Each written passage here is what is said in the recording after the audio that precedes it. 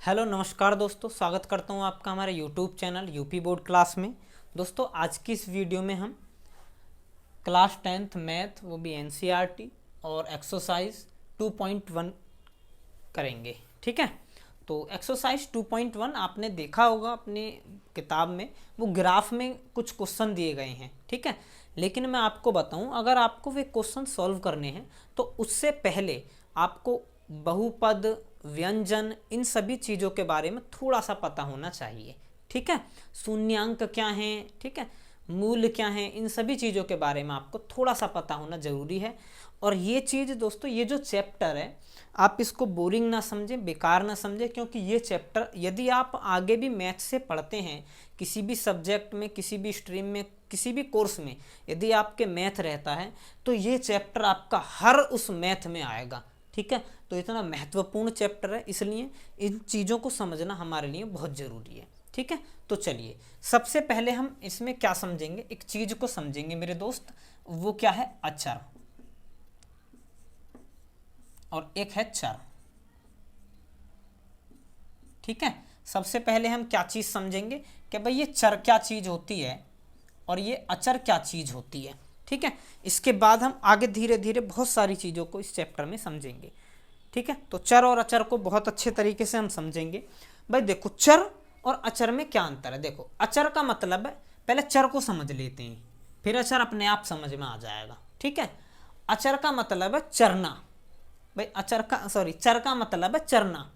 चरने का मतलब, अगर मान लीजिए आपके पास, मान लेते हैं हम एक गाय है। ठीक है, एक खूबसूरत सी गाय मान लीजिए आप, जिसके 4 टांगे हैं, बस समझ जाना भी है। ठीक है, समझने के लिए इशारा ही काफ़ी है। ये इसके 2 सींग हैं तगड़े तगड़े, यहाँ पूंछ है। मान लीजिए आपके पास क्या है, एक गाय है और ये गाय क्या है, यहाँ पर घास उगी हुई है। ठीक है, तो अब क्या ये चरेगी ना चरेगी, भाई चरेगी। इस घास को क्या कर लेगी, चरेगी, और चरती चरती चारों तरफ घूमेगी, यानी कहीं भी घूम सकती है। इसकी हमें जगह फिक्स नहीं है। मान लीजिए अगर हमने इसको खुला छोड़ रखा है तो इसकी जगह फिक्स नहीं है, ये कहीं भी जाके चर सकती है। बात समझ में आई, यानी चर जो है उसकी वैल्यू फिक्स नहीं है। चर जो है उसकी वैल्यू फिक्स नहीं है। यानी अगर मैं कहूँगा भाई ये 5 है, तो भाई 5 तो 5 ही रहेगा, इसकी तो वैल्यू फिक्स है, इसे हम 10 थोड़ी ना कह देंगे, नहीं कह सकते।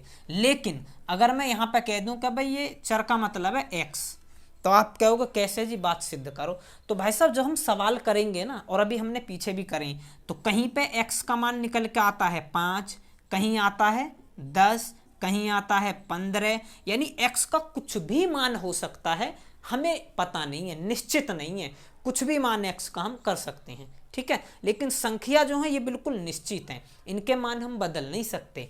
ठीक है, तो जिनके मान हम नहीं बदल सकते, जो स्थिर हैं, जो नहीं चल सकते, उनको हम क्या कहेंगे, अचर। जैसे 5, 10, 15, इस तरीके से। और इसमें कौन कौन से उदाहरण आएंगे, x हो गया, y हो गया, a, b, कोई भी अल्फाबेट है नहीं जिसका मान हम बदल सकते हैं, k, पूरे अल्फाबेट 26 के 26, अल्फा, गामा, बीटा, जिनके मान हम बदल सकते हैं वो सारे चर हैं। ठीक है, जिनके मान फिक्स हैं, जो संख्या हैं, वो कैसे हैं, अचर हैं।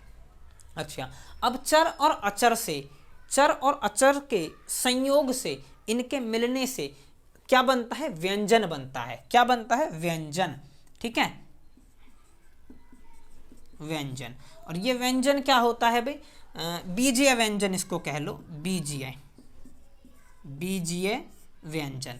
बीजीय व्यंजन का क्या मतलब है कि भाई चर और अचर के संयोग से क्या बनता है, बीजीय व्यंजन बनता है। ठीक है, तो इस बीजीय व्यंजन को भी हम थोड़ा सा समझते हैं भाई। ठीक है जी, इस बीजीय व्यंजन को भी हम थोड़ा सा समझते हैं। क्या समझेंगे, जरा देखेंगे बीजीय व्यंजन कौन से होते हैं भाई।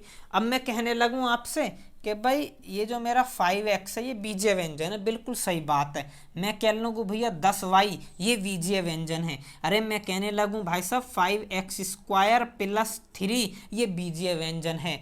बात समझ पा रहे हो मेरी। अच्छा, मैं कहने लगूं 2y + x ये बीजीय व्यंजन है। ठीक है, जहां पर भी हमने क्या देखा, इनका संयोग देखा, उसी को हम क्या कहेंगे, बीजीय व्यंजन कहेंगे। बात आई समझ में भैया। चलिए इसके आगे की हम बातों को समझते हैं भाई, इसके आगे हमें क्या क्या चीज़ समझनी है। ठीक है, अब हम समझते हैं बहुपद क्या होते हैं। ठीक है, क्या समझेंगे? बहुपद। तो समझते हैं भाई बहुपद का क्या मतलब है। बहुपद,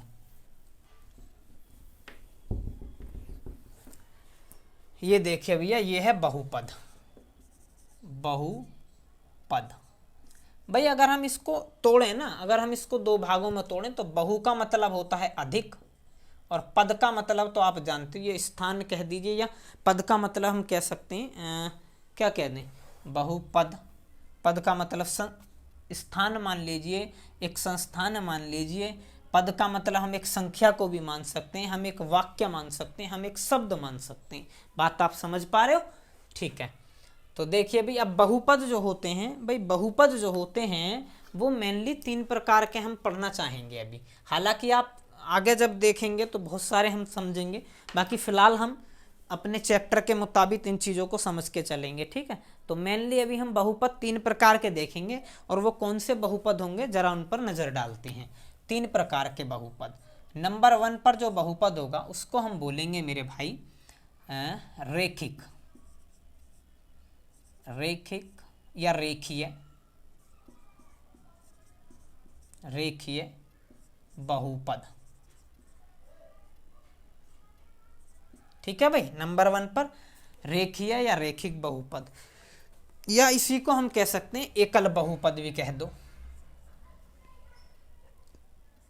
एकल या फिर एक पदीय बहुपद। बात समझ पा रहे हो भाई? ये सभी इसके नाम है।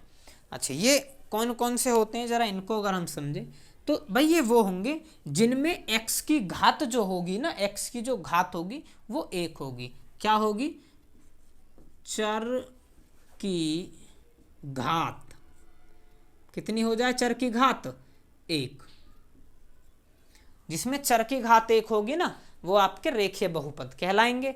ठीक है जी, कैसे समझते हैं? मैंने कहा कि 5x, मैंने कहा भैया 2y, मैंने कहा भैया 3x + 1, मैंने कहा भैया 4x + 5y।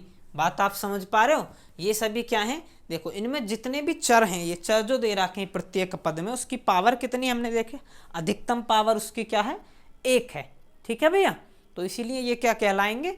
ये कहलाएंगे रेखिक या रेखीय या फिर एक पदीय बहुपद। बात समझे? ठीक है, अभी समझते हैं हम द्विपदीय। क्या समझेंगे? दूसरा नंबर है हमारा द्विपदीय। द्विपदीय बहुपद। ठीक है भाई, एक और क्या है ये हमारा द्विपदीय बहुपद। ठीक है भैया, चलिए इसको भी हम समझते हैं। अच्छा, इसी को हम एक नाम और दे लेते हैं, चलो, द्विघात। द्विघात बहुपद, इसी को हम द्विघात बहुपद भी कहते हैं। अच्छा, इसमें क्या होता है? इसमें भाई चर की अधिकतम घात, चर की अधिकतम घात इसमें होगी 2। ठीक है, कैसे? इसके एग्जाम्पल भी हम देख लेते हैं। जैसे मैं कहूँ कि x² + 3x + 2, ये द्विघात बहुपद हो गया। जैसे मैं कहने लगूँ 5x² + 2। ठीक है, जैसे मैं कहने लगूँ कि क्या कहने लगूँ कि 3y² + 3y + 1। बात आ रही है समझ में? जिसमें हमने क्या काम करा कि भाई x की जो अधिकतम घात है वो कितनी ले ली हमने, या चर की, किसी भी चर की अधिकतम घात हमने क्या ले ली? 2 ले ली। तो उसको हम क्या कहेंगे? द्विघात बहुपद या फिर द्विपदीय बहुपद कहेंगे। ठीक है। अच्छा, तीसरा इसमें एक और होता है, हालांकि हमें उसके बारे में खास कर नहीं जानना होता, फिर भी हम उसको जान लेते हैं। ज़्यादातर हमारा ये आएगा। ठीक है, तीसरे नंबर पे हम उसको त्रिपदीय बहुपद, त्रिपदीय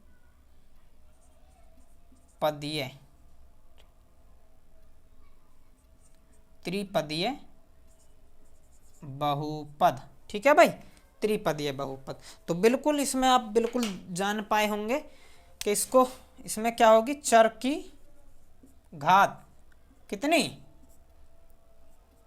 चर की अधिकतम घात 3 होगी। एग्जाम्पल अगर मैं इसके लेने चाहूँ तो क्या करेंगे भाई, एक्स की क्यूब प्लस का 3x² प्लस का x प्लस का 1, इस तरीके के, ठीक है। या मैं कहने लगूँ एक्स की क्यूब प्लस 1, इस तरीके के ये जो होंगे, जिसमें x की अधिकतम घात कितनी आ जाएगी, 3 आ जाएगी। जैसे मैं कह लगूँ 2x की क्यूब, ये भी इसी में ही है, ठीक है भैया। x की अधिकतम घात कितनी होगी, जिसकी x की अधिकतम घात आपकी कितनी हो जाए, 3 हो जाए, तो उसको त्रिपदीय बहुपद कहेंगे, ठीक है।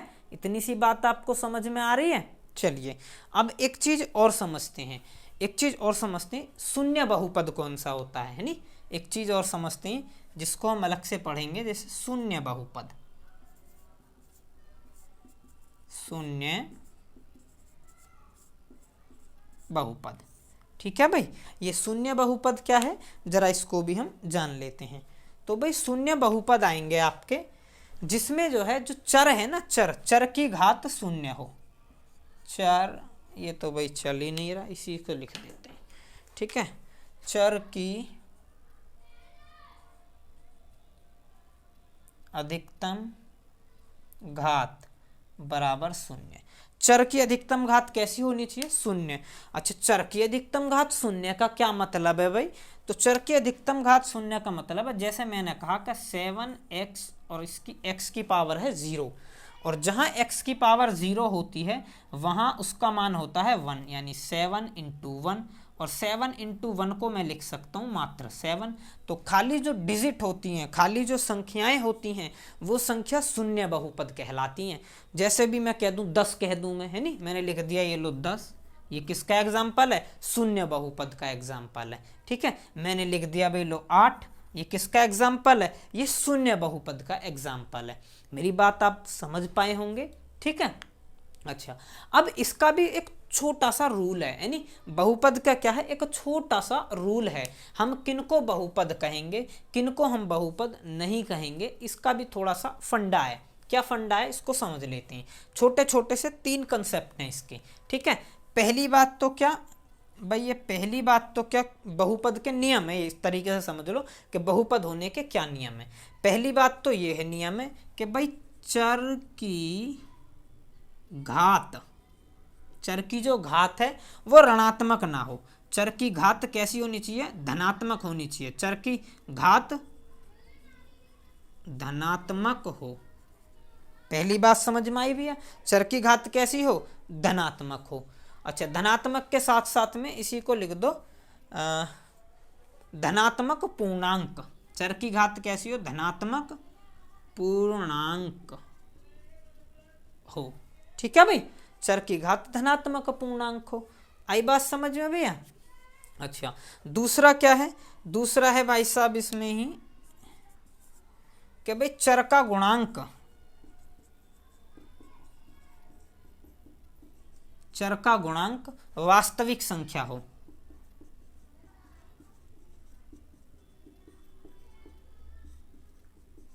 चर का गुणांक कैसी संख्या हो, वास्तविक संख्या हो चर का गुणांक, ठीक है भाई। अच्छा, तीसरा इसमें एक और नियम है, तीसरा नियम एक इसमें और है, और वो क्या है, तीसरा नियम आप इसका लिख लीजिए कि भाई ए, इसके पहले मुझे एक चीज समझानी पड़ेगी, फिर भी आप लिख लेना कि ए बराबर, sorry, a not is equals to 0, not is equals to 0, a not is equals to 0। अब जैसे अगर मैं एक द्विघात समीकरण का एक उदाहरण लिखूं आपके सामने, तो देखो कुछ ऐसे उदाहरण होगा द्विघात समीकरण का। मेरा होगा कि ax² plus bx plus c बराबर 0, ठीक है। इस तरीके से मान लीजिए एक द्विघात समीकरण है। तो देखो ये वाला जो a है ना, मैं इसकी बात कर रहा हूँ कि a जो है not is equals to 0, a की वैल्यू 0 नहीं होनी चाहिए, ठीक है भैया। अगर a की वैल्यू 0 हुई तो हमारी चर पद जो है इसकी वैल्यू भी 0 हो जाएगी, जिससे क्या है, ये समीकरण ही नहीं बन पाएगी, ठीक है। तो ये रूल है भाई इसके। अब हम अपने टॉपिक पर आते हैं, अब हम अपने चैप्टर पर आते हैं। तो चैप्टर की मैं आपको किताब पर ले चलता हूँ जिसमें आपके डायग्राम दिख रहे होंगे। चल एक सेकंड, इसमें भी एक चीज़ और रहेगी भाई, उसको भी अभी कवर करेंगे। इसमें एक चीज़ बचा है, शून्यांक किसे कहेंगे, यानी एक चीज़ और बची है, शून्यांक। वही आपका क्वेश्चन है। ये शून्य बहुपद था जो अभी मैंने मिटाया है, लेकिन हम अभी जो बात करेंगे वो करेंगे शून्यांक की। किसकी? शून्यांक की। तो शून्यांक को समझते हैं जरा, क्योंकि आपके एक्सरसाइज में भी शून्यांक के बारे में पूछा गया है। ठीक है, हालांकि ग्राफ है, फिर भी समझ तो आना चाहिए कि भाई शून्यांक है क्या। शून्यांक, तो शून्यांक का क्या मतलब है भाई, इसको अब समझ लेते हैं। शून्यांक का मतलब है, जैसे मान लीजिए मैंने कहा कि एक्स स्क्वायर माइनस का 1, ठीक है भाई, एक समीकरण है एक्स स्क्वायर माइनस का 1। अब अगर आपने पिछली क्लासों में ये सॉल्व करा होगा, 8वीं में भी, 9वीं में भी, 6ठी 7वीं, 6ठी से ही शुरू हो जाते हैं, तो ये फॉर्मूला खुलता है और ये फॉर्मूला खुल के निकलता है एक्स माइनस 1 और एक्स प्लस 1। और अब अगर मैं यहाँ से x के मान निकालूंगा तो एक बार तो आ जाएगा x बराबर 1, ठीक है, और दूसरी बार में आ जाएगा x बराबर माइनस का 1। तो x के दो मान निकले। कितने मान निकल कर आए सामने? x के एक तो ये मान आया, एक ये मान आया, दो मान निकल कर आए ना।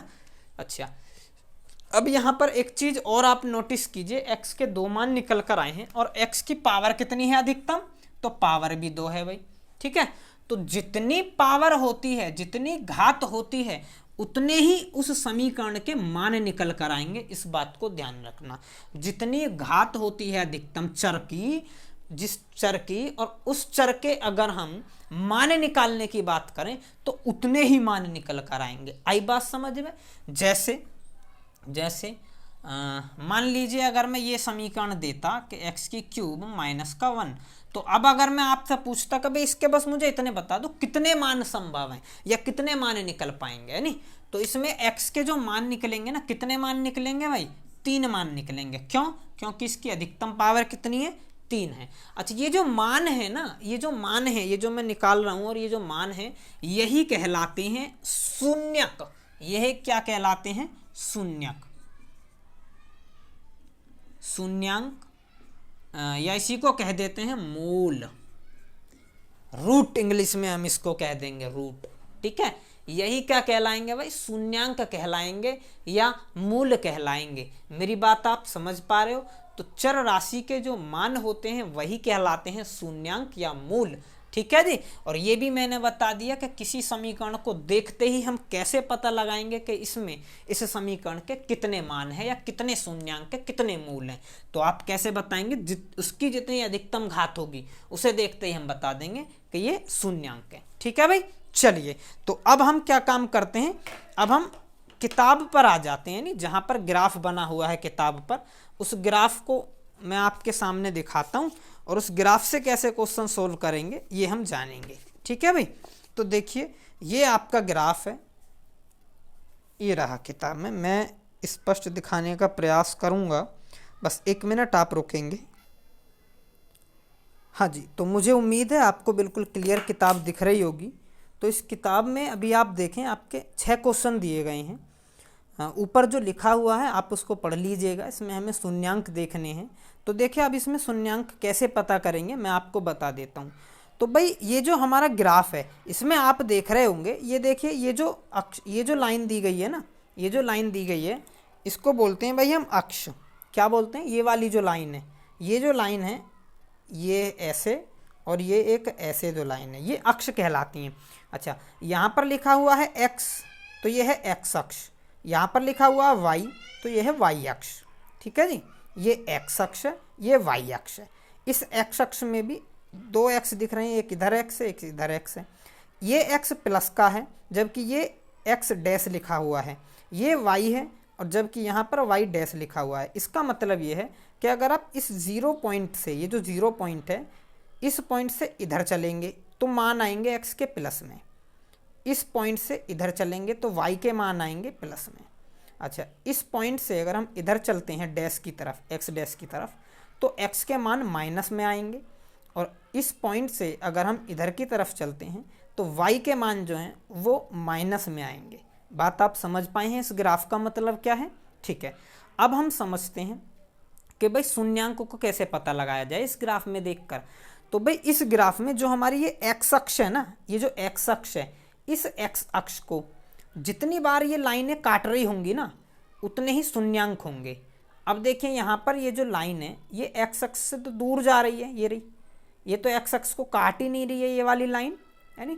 तो इसका मतलब इसमें शून्यांकों की संख्या कितनी है? शून्य। इसमें एक भी शून्यांक नहीं है पहले वाले चित्र में।